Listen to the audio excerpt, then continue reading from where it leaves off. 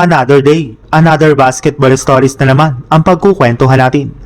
At ngayon nga ay pag-uusapan natin ang balitang babagsak pa nga pong Los Angeles Clippers sa standings at ang game preview ng Los Angeles Lakers laban sa Miami Heat.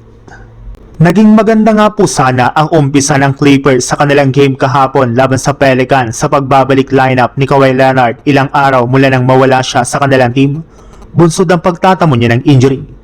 Pero sa kabila nga po niyan ay natalo pa rin nga po sila dito sa score na 124-109 kung saan nasayang nga po dito ang nagawang 25 points ni Kawhi Leonard.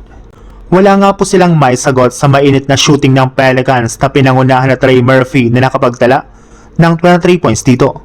At dahil nga po sa pagkatalong ito ng Clippers ay bagsak na nga po ang kanilang record sa 34 wins at 35 losses.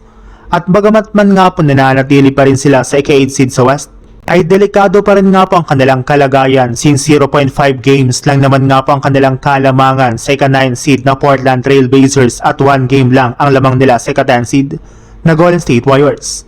Ibig sabihin, kapag natalo pa nga po sila sa kanilang mga susunod na game, especially sa kanilang rematch ngayong araw laban sa Pelicans, ay babagsak ulit nga po sila sa standings. Sa ibang balita naman, pagkatapos nga po na manalo ang Lakers kahapon laban sa Rockets ay pumunta na nga po agad sila ngayong araw sa lugar ng Miami para kalabanin ang team ng Heat. At bago pa man nga po magsimula ang kanilang laro ay inanunsyo na nga po ng kanilang team na nakalista na nga po dito bilang out ang kanilang player na si Maxi Kleber. Habang questionable si LeBron James since nagtamo pa lang naman nga po ito ng injury sa kanyang siko sa huling mga minuto ng kanilang game laban sa Rockets, ibig sabihin, posible nga po na makumpletong muli ang Lakers laban sa Miami Heat.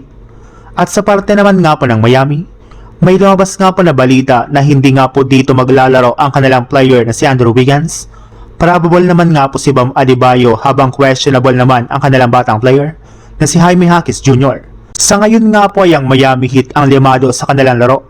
Ngunit dahil nga po sa hawak ngayon na napakalaking momentum ng Lakers ay hindi nga po malabo na maipanalo nilang muli ang kanilang magiging bakbakan.